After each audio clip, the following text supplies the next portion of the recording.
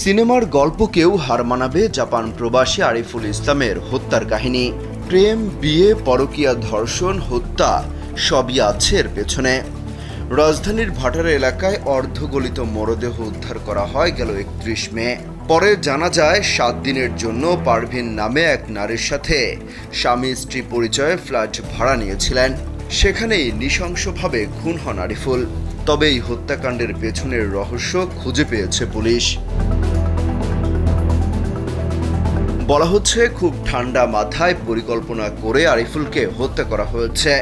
এই killing mission সম্পন্ন করতে একদিনের জন্য কানাডা থেকে দেশে আসেন অভিযুক্ত পারভিন। একই সময়ে জাপান থেকে দেশে আসেন আরিফুল ইসলামও। তারা দুজনই বিবাহিত। জাপানে আরিফুলের স্ত্রী রয়েছে এবং কানাডায় পারভিনের স্বামী রয়েছে। পুলিশের ধারণা একান্ত সময় কাটাতে নোটারির মাধ্যমে বিয়ে করেন তারা দুজন।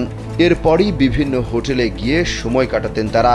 সেই দৃশ্য গোপনে ধারণ করে তা ফাঁস করার ভয় দেখিয়ে একাধিকবার জোর করে শারীরিক সম্পর্ক করেন আরিফুল।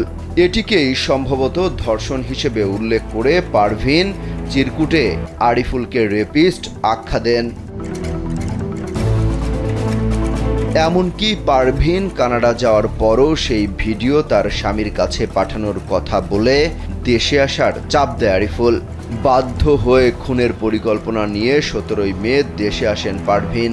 এ সময় আরিফুলও ছিল তার সাথে। এরপর 18 মে সকালে একা ওই ফ্ল্যাট থেকে বেরিয়ে সোজা কানাডায় পাড়ি জমান পারভিন।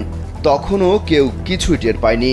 কিছুদিন পর জাপান থেকে আরিফুলের পরিবারে ফোন দেন তার বিদেশি স্ত্রী। জানান 17 মে বাংলাদেশে গেছেন আরিফুল, কিন্তু তার আর কোনো খোঁজ মিলছে না। লাশ উদ্ধারের পর পুলিশের ফোন পেয়ে ছুটে আসেন আরিফুলের বোন। তিনি এই ঘটনায় কানাডা প্রবাসী পারভিন ও তার স্বামী নাজমুল হাসানের বিরুদ্ধে মামলা দায়ের করেছেন। তিনি জানান তার ভাই আরিফুল জাপানে বিয়ে করায় ক্ষিপ্ত হয়ে যায় পারভিন। বিভিন্ন সময় হত্যার কথা বলতো বলেও অভিযোগ করেন। পুলিশ বলছে পারভিনকে ফিরিয়ে আনতে ইন্টারপোলের সহায়তা চাওয়া হবে।